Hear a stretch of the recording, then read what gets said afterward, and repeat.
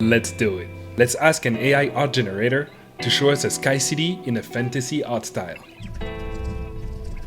The first thing that strikes me is that we see the moon or a giant planet in the background. I also like the color palette with a mix of orange and blue, giant and pointy, dark skyscrapers. We can see a few of them coming out of the clouds, with some interesting lighting coming out of the windows. There is also a sea of clouds disappearing on the horizon.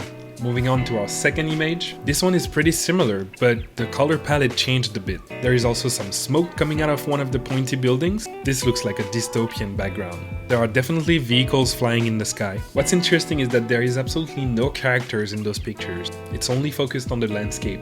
The angle of the camera is also very similar.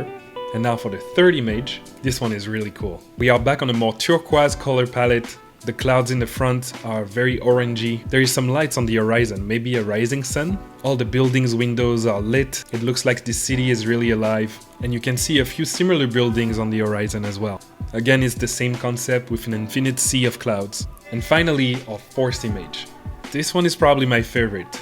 There is a symmetry in the picture, a gigantic city in the center with a lot of buildings. Again, some artifacts in the sky can make us think of flying vehicles.